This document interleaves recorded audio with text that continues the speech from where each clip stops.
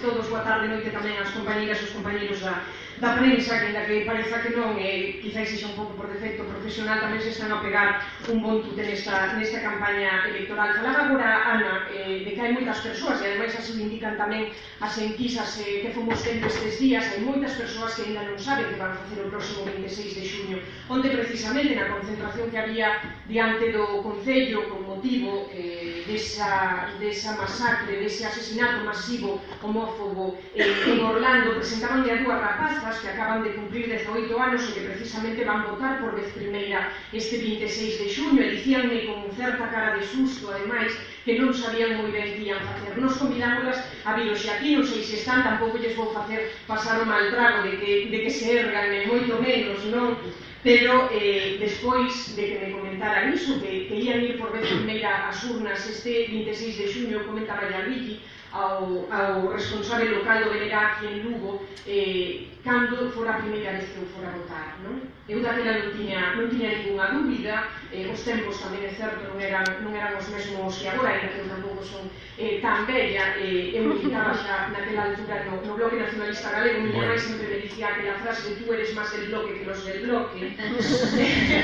e dándolle voltas con Luigi precisamente o asunto, pensaba como convencer a dúas persoas de 18 anos que van ir á urna por primeira vez de que voten o Bloque Nacionalista Galego porque é a mellor opción para defender os seus intereses. E pensaba, vaya panorama, non? E máis no contexto actual, como ben explicaba Ana, nese contexto no que se nos presenta únicamente a alternativa ou o cambio da man desas persoas que vimos polas canles de televisión onte. Precisamente digo polas canles porque son un pouco como nodo, non? Tú tiñas o dereito e a posibilidade de verlo libremente, pero tiñas o debate na televisión española, tiñas o debate en la Sexta, tiñas o debate en Antena 3, así que a única opción para fuxir de case era que apagar a tele, que non está de máis, de vez en cando, que digo desculpas tamén aos compañeros da CRT o verán, non? Pois, pensaba eu precisamente, pois iso, como se nos presentan esas opcións como as únicas posibilidades, como a única forma para defender os nosos intereses, como se fose exactamente igual, defender os intereses dun labrego, dun gandeiro da Terra Chá, como se fose un xornaleiro de Andalucía, defender os intereses dun operario de Alcoa na Mariña, como se fose un traballador da Citroën de Vigo, ou pensando xa non en que defenden a xente, pois quizáis tamén os intereses do grande capital, como pode ser o cidadán tamén, veciño deste país, Amancio Ortega, non? E aí lembrei a unha muller, unha grandísima persoa que ademais marcou moitísimo o meu pensamento político, Audre Lorde. Haberá quizáis que nesta sala non saiba quen é. Audre Lorde definíase a sí mesma como muller, negra, poeta e lesbiana, non? Era unha auténtica bomba de reloxería. Audre Lorde dicía isto na altura dos anos 60. Pensaba eu que viñan moi acaídas estas palabras, ademais, nos tempos que corren. Dicía Audre Lorde: as ferramentas do amo nunca desmantelarán a casa do amo. Permitiránnos gañar provisionalmente o seu xogo, mas nunca nos permitirán provocar un auténtico cambio. Audre Lorde estaba lonxe da Galiza cando escribiu estas frases, era do barrio obreiro de Harlem, dos Estados Unidos, non pensaba en nós cando se estaba escribindo, mas tiña que afrontar un contexto moi semellante ao noso, no que se pretende desligar os problemas sociais e económicos de Galiza do feito de non termos capacidade para decidir sobre eles. E pídennos que aparquemos, dicíanlo tamén na altura a Audre Lorde e a outras mulleres loitadoras feministas, loitadoras tamén contra a escravitude, Sojourner Truth, por exemplo, dicíanlles a elas, igual que a nós agora, que aparquemos as nosas reivindicacións, as propias, as específicas, en aras dun mal maior, representado neste caso polo Partido Popular, mas que nos ofrece iso, faino para evitar non o cambio. Estamos certas de que non queren evitar o cambio, pero sí unha verdadeira ruptura. Ninguna destas voces cuestiona hoxe, paradóxicamente, o modelo de xefatura do Estado español. Sei que agora esa xefatura do Estado é ritiña, segue sendo igualmente antidemocrática, pero agora é moderna e é máis nova do que era o asesino de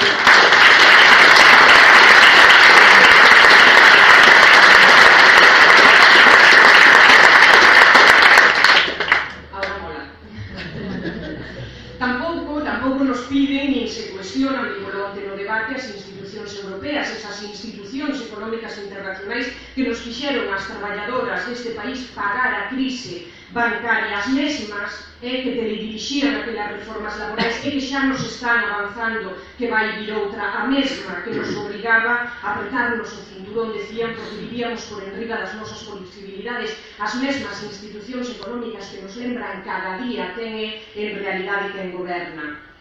Tampouco se cuestionan agora esas organizacións internacionais como a OTAN, que son responsables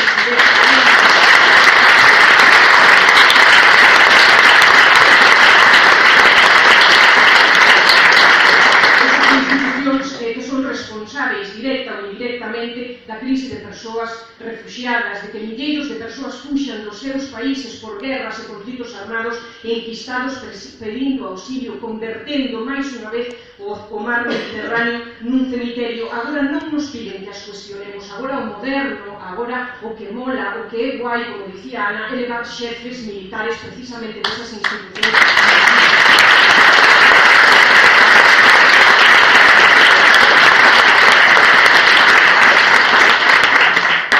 Do sector do leite xa nin falan porque lles importa, sinceramente, un pito, de verdade, un pito que aquí nos paguen menos do que nos custa producir o leite, porque para nós é un sector estratégico e sabe ben a xente que ven da terra xa, sabe perfectamente ben, porque para nós representa un sector básico e de supervivencia para comarcas enteiras como da que veño eu. Pero o 40% da produción láctea do Estado non importa nada máis alá do Padornelo, nada. Menos aínda importa que en Lugo cada vez quede menos xente, porque en Madrid ainda descubriron no ano 2015 que pode darse a casualidade ou paradoxo de que morra máis xente da que nace. Benvidos e benvidas á denominada crise demográfica. Aquí levámola padecendo desde o ano 1986. Tampouco lles importa, non vaiades pensar, que non podamos ir de Lugo a Santiago ou de Lugo a Ferrol, a Vigo ou a Mariña en tren, porque nos ofrecen, xa o recordou hoxe no debate na Radio Galega Joaquín, o candidato do Partido Popular, temos 4 liñas que nos levan a Madrid. Non podemos ir a Ribadeo, pero podemos